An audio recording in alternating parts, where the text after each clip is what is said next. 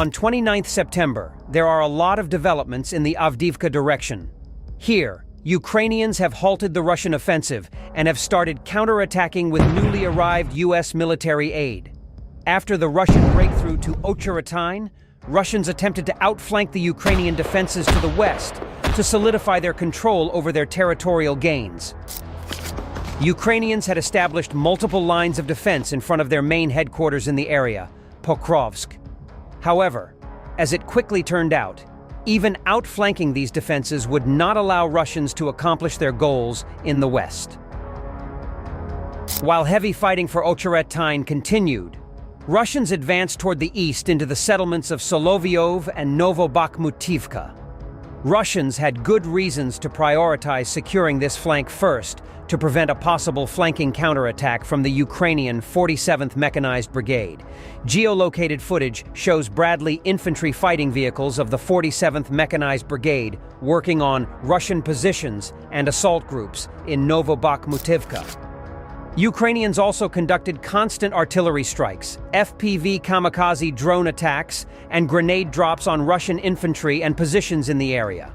A Ukrainian military blogger stated that while Russians eventually took control over Solovyov and Novobakhmutivka, the 47th Brigade had significantly slowed the advance of the far more numerous Russian forces in the area. Other Ukrainian military bloggers stated that the focus of Ukrainian forces in the area was to conduct a controlled withdrawal while preserving forces. They noted that Ukrainian commanders closely monitored the area with reconnaissance drones and did not allow their soldiers to become encircled or overrun. Geolocated footage confirms this, as Ukrainians released many combat footage showcasing evacuations of frontline troops with Bradley infantry fighting vehicles. These Bradleys are more heavily armored than regular transports and are able to provide covering fire while loading the infantry.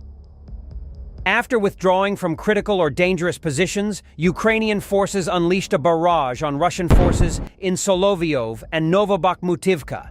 Geolocated footage shows Ukrainian drone operators engaging Russian tanks, APCs, and numerous groups of infantry east of Novobakhmutivka with FPV kamikaze drones.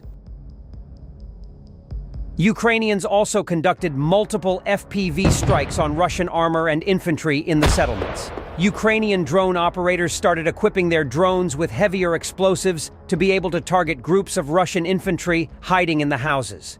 Ukrainians continued these attacks day and night, performing a series of attacks on Russian infantry and armored troop transports with grenade drops and FPV kamikaze drones.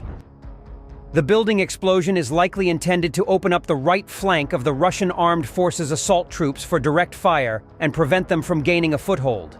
It is worth noting that, according to the videos of the fighting, soldiers of the special units of the National Police are controlling houses in the neighboring block, 200 to 300 meters from the destroyed 5-story building.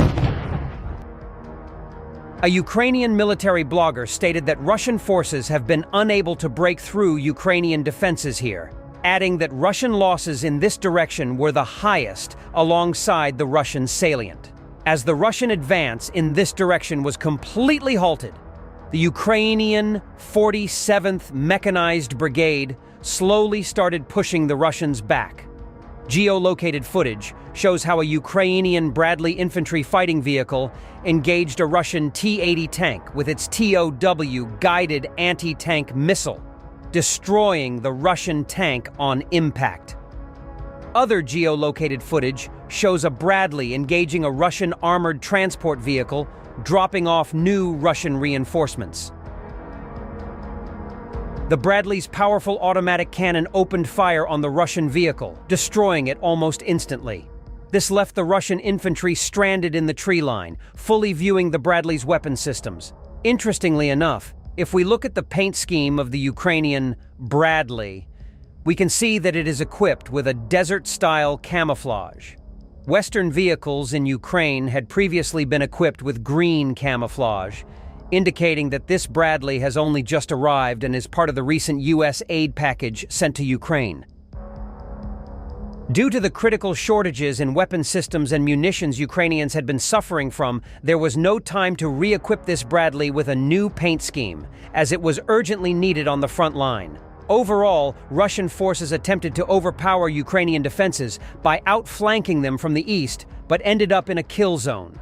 The Ukrainian 47th Mechanized Brigade had carefully withdrawn from the area under cover from Bradley infantry fighting vehicles.